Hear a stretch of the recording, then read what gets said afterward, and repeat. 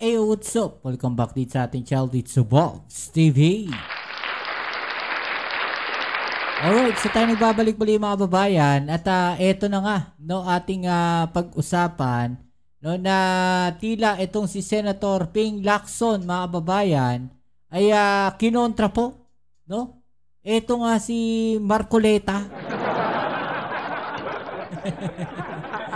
Kasi nga, ito nga si Marcoleta, mga kababayan, no, ang gustong-gusto niyang gawin, state witness, ay itong mag-asawang Diskaya. No? Pero itong si Senator Ping Lacson, mukhang napupusuan niyang ilagay, no, o gawing state witness, ay itong si Bryce Hernandez, mga kababayan. No? So, yan ang ating alamin ngayon at pag-uusapan para malaman natin kung bakit nga ba no, mas pabor itong si Senator Ping Lacson no, dito po kay Bryce Hernandez. No? Pero syempre bago ang lahat, please don't forget to subscribe at pakilike naman po ang ating video ngayon.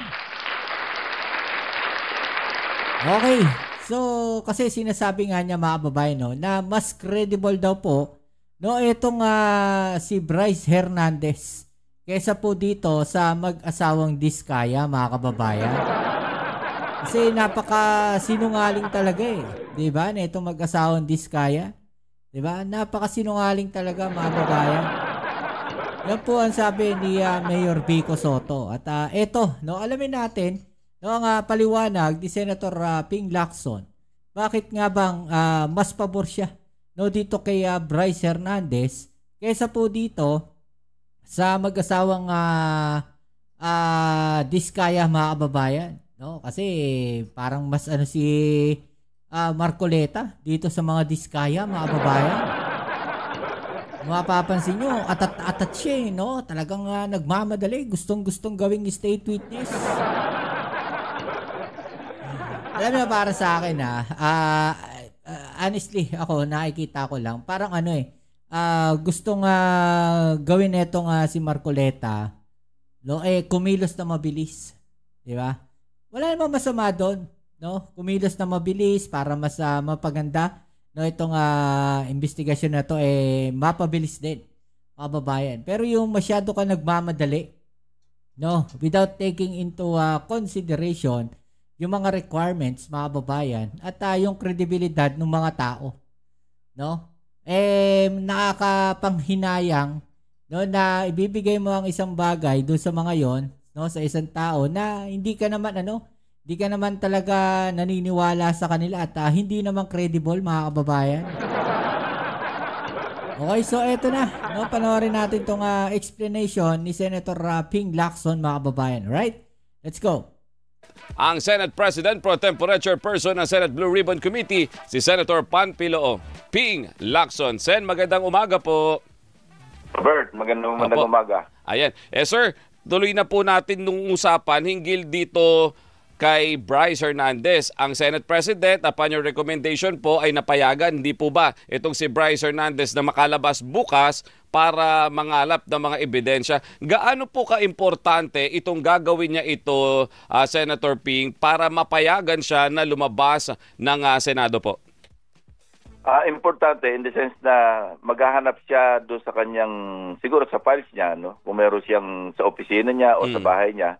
Kung may natatabi siya doon na po pwedeng mapalawak pa yung investigation, not necessarily pointing at my two colleagues. Ano? Baka meron pang iba na pwede siyang makapag-produce. Sabi niya kasi... Inano niya kagad no? Inarang kagad ni Senator Ping. Kasi parang inaano niya, no, na wag masyado nating idiin yung dalawang senador mga kababayan. Alam niyo na kung sino yun. No, so ang inahabol dito ni Senator Ping Lacson, hindi lang nakatutok doon sa dalawang senador mga kababayan. Baka mamaya may ibang senador pa pala. Diba? Yun yung inaano ni Senator Ping Lacson dito, no? So, wag niyong iisipin, lalo na doon sa mga DDS dyan, no, na baka iniisip nila pinoproteksyonan, no? Itong ibang mga senador, mga kongresista. Kaya nga sabi ni Senator Ping Lacson, pinayagan nila si Bryce Hernandez na umuwi para mangalap pa ng mas maraming ebidensya. Malay nyo naman, No, may ibang senador at ibang kongresista pa pala. Ay, tuloy natin. Pag tinatanong, Opo. mahirap magturo nga naman nang wala siya pinanghawakan. So, yun. Kung may makikita siya at sa susunod na pagdinig, may pakita niya, at least may resibo, hindi ba? Opo. Kasi yun ang elemento na nawawala eh. Nabanggit ba niya sa inyo, Senator Ping, kung ano itong mga hinahanap niya ito? Kasi definitely may idea siya sa isip niya kung ano to at saan niya kukunin. Well, kinukunik ko lang nung pinapa-identify ko sa kanya yung mga bungkus ng pera. Opo. Naalala niyo yung isa dahil naalala niya mayroong maliit na papel, may bond paper sa harap na may pangalan. So, kung mapansin mo si Bryce, mahilig siyang magtabi ng mga text messages, Opo. di ba? Baka naman meron siyang naalala na pinaglalagyan niya na pwede niyang pagkunan para pag nag-testify siya, meron siya pinanghawakan. So yun ang nakita ko lang na magandang dahilan, importanteng dahilan para mapayagan siya maski 12 oras. Ayun. Ito para sa akin, no, yung ginagawa siguro ni Bryce Hernandez. Parang naka-ready siya, mga kababayan, na ano man ang mangyari, no, in the future, kagaya nito, may ganitong pangyayari or may gawing hindi maganda sa kanya, mga kababayan, no, may mga ebidensya siya, no, na pwedeng ilabas at pwedeng ipanlaban, mga kababayan. So siguro ganun yung mindset nitong si Bryce Hernandez.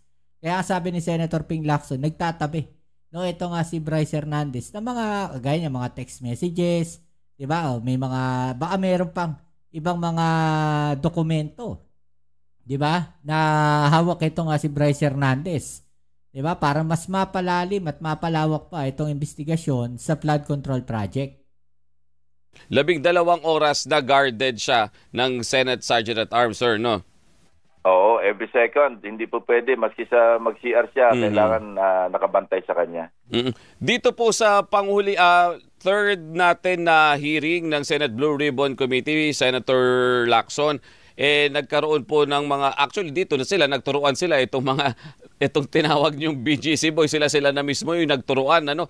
Pero itong si Henry Alcantara na boss nila, mas mataas ang posisyon, bakit parang ang lumalabas, Senator Lacson, parang mas wala siyang alam? Bakit mas wala tayo na hihita sa kanya, wala tayong nakukuhang vital information sa kanya kumpara dito kila Bryce Hernandez na ito? Hindi totoong wala siyang alam. Ayaw niya lang sabihin. Pero alam mo, dahil ngayon na-contempt siya at nakadetine siya, baka sakaling mag-iba yung kanyang attitude, yung kanyang pananaw.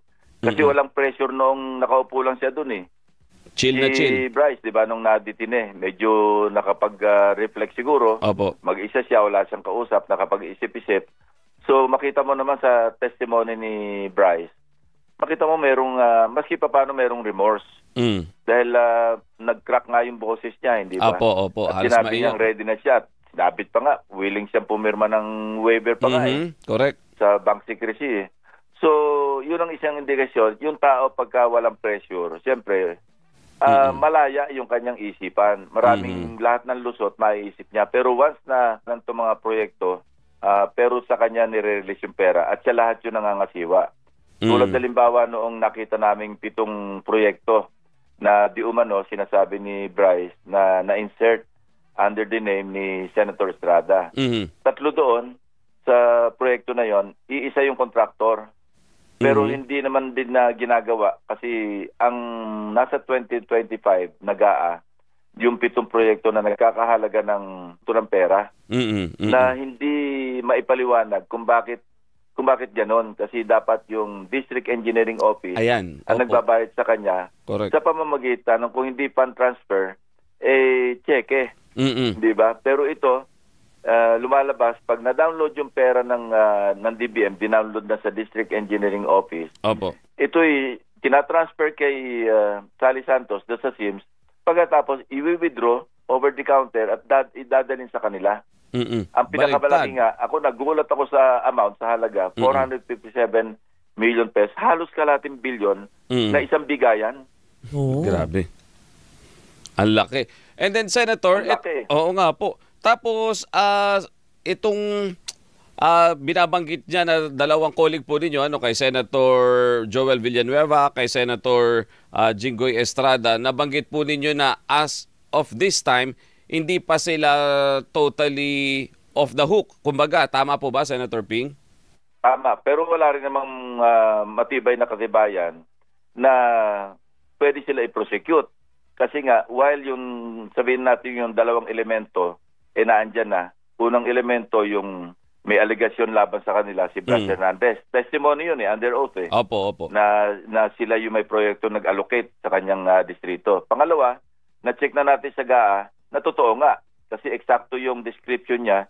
Kasi di ba in-enumerate naman niya yung mga items Opo. Tumama talaga yun kung ano yung nakalista sa GAA in the case of Senator Estrada sa 2025 GAA under the regular budget. In the case of Senator Villanueva, mabuti na lamang at nag-research si Senator Gatchalian at pinakita niya yung lahat ng listahan sa unprogrammed fund. Doon pala nakalagak naman noong 2023 GAA yung 600. 8 proyekto naman na sinasabi ni Bryce na ang nagbaba naman ng pondo si Joel Villanueva. At eksakto rin yun kasi 75 million each times 8 items 600 million. So may credence, may credibility si Bryce Hernandez. Ang problema, Robert, dito, ang hindi pwedeng i-prosecute kasi nasaan yung pangatlong elemento. Hindi pwedeng sinabi lang ni Bryce na nagbigay siya ng 30% na kickback. Senator Estrada. Baka mayroon pa mga ibang mambabatas na nakalista rin doon sa pinaglalagakan niya ng record. Kaya ko nirekomenda kay Senate President, pwedeng palabasin natin magsi 12 hours lang. Yun yung sinasabi ko, mga kababayan, na baka mamaya meron pa, no, na meron pa mga dokumento na nagpapatunay o katunayan o mga ebidensya na meron pang ibang mga senador. No? Bukod doon kay Senator Estrada, Joel Villanueva na di umano, no, kasi hindi pa nga confirm talaga 'di ba? Meron pang baka mayroon pang ibang mga senador o meron pang ibang mga kongresista. 'Di ba? So talagang napakalalim nito, mga babayan. Ayun. Pero at the end of the day, Senator Ping, kapag sinuma natin yung lahat, itong turuan nilang dalawa, itong turuan pala ng BGC Boys, tapos idagdag mo yung binabanggit ng Sims, tapos at ng mga iba pang nila Diskaya. Pero at the end of the day, parang ang pinuturo ng lahat dahil sa mga mababatas kaya umabot sa ganito. Tama po ba? Oo, totoo yun. Kasi at binaba ito sa mga district engineering offices na contact na nila kung sino man sila, hindi mangyayari to. Kasi pera yung, di ba, money is the root of all evil. Sabi nga, ito in this case, literally ganun Kung walang binabang pondo, yung mambabatas, congressman man o senador man, walang opportunity yung district engineering office, sina Alcantara, sina Bryce man, o kung sino pa mga district engineering, district engineers, para pagkunan ng pondo. So talagang pinag-ugatan, mambabatas.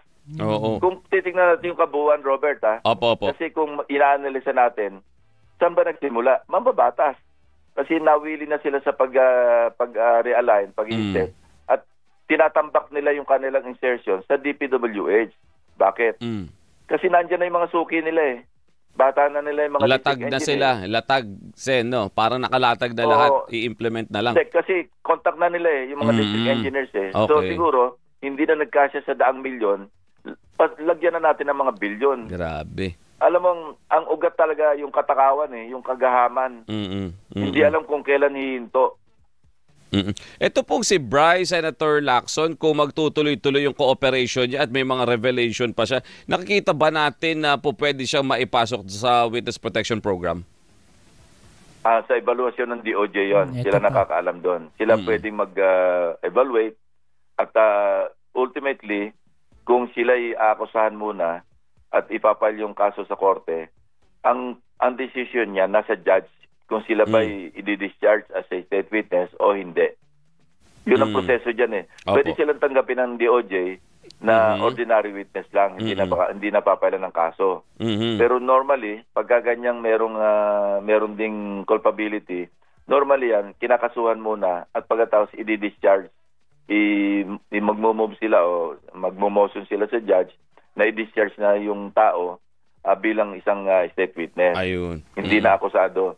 Pero depende sa judge yung kung i-reject o i-approve niya yun. Ayun. So ang aabangan natin dito, Senator Ping, yung paglabas ni Bryce, kung may mga vital information siya na makukuha at kung babaliktad yung mga na cite in contempt ninyo dyan. 4 yung nandyan, di ba? Sila Diskaya, sila Alcantara, si JP Mendoza, baka sakali mag-cooperate sa inyo at abangan po namin kung may mga development dyan. Senator, maraming salamat. Alright, sa mga kababayan.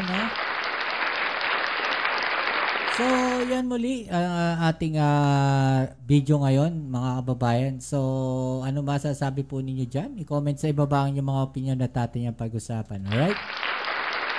So, yan muli, kita tayo sa ating next video upload. Ito muli ang inyong Kuya Mobs sa Mobs TV. Peace. I'm out.